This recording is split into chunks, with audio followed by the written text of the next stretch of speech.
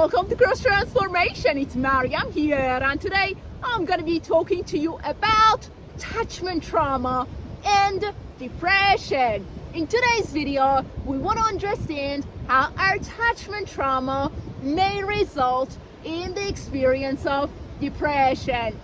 First of all, we want to ask ourselves this question: do I identify myself with that broken attachment or that ruptured connection from my childhood? And if the answer is yes, then that would mean that I'm identifying myself with what happened to me. The experiences that I had back in that childhood, that abandonment, that rejection, that powerlessness, that helplessness. Well, that's depression right there, isn't it? So we really want to stop identifying ourselves with that broken attachment. I see that broken attachment was part of our journey, all right? But it doesn't define who we are here and now. Can't define who we are here and now. That broken attachment was an experience. It is not the wholeness of who we are. So we must stop identifying ourselves with it, because by identifying ourselves with it, we're only identifying ourselves with what happened to us. The next thing is, am I fine-tuning my feelings and their narratives through that broken attachment? Because by doing that, I'm only departing love, moving away from love, instead of returning to that love, that unconditional love within the truth of love. You see, that broken attachment doesn't allow us to fine-tune our feelings and the narratives that are attached to them, because that broken attachment comes with its own negative feelings and meanings, right? So again, we need to stop fine-tuning our feelings through that broken attachment. Now, when it comes to those who are avoidant, they deny the truth of love because they try to fine-tune their feelings through that broken attachment, through those experiences that they had back in that childhood. And that's why they're having a hard time embracing love. They're having a hard time realizing who they are. They keep avoiding themselves and avoiding the world around them.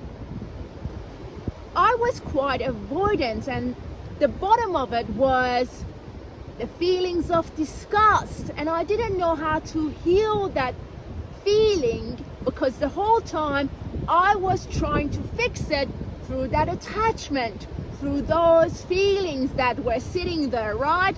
Through what happened to me. Refusing love, and that was my story back in time. I wanted to be distant to others. I wanted to avoid myself. I would neglect my own needs. I would avoid life because deep down, I was having a hard time letting go of that disgust.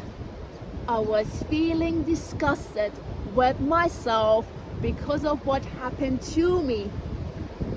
The neglect that I experienced, the traumatic events that I experienced, the punishment that I had to go through, the fact that I got ignored as a child frequently. So I had to work through this. Instead of realizing love through that broken attachment, I had to realize love from within. I had to learn to realize it from within. Now, when it comes to those with an anxious attachment style, they want to resist their return to love because they have believed that the bondage of love is much more important than the freedom of love. And that bondage is to make sure that others would stay with me, that others will love me, that others will be there for me, instead of realizing the freedom of love, that regardless of who is going to be around, I am loved, and I'm loved by God. It is so fascinating when we understand that our only work is to return to love, to who we are, that unconditional love within us. So let go of that broken attachment, right? Let it go. Free yourself. Realize the present moment. Fine-tuning your feelings through the realization of unconditional love instead of departing that love. Identifying yourself through who you are, the love that you are, the beautiful child of God that you are, instead of that broken attachment, that ruptured connection. Bless your soul. Bless your soul. Hopefully you find this video helpful. May you be blessed. Look after your precious soul, and I'll talk to you soon. Have a great day, and God bless you.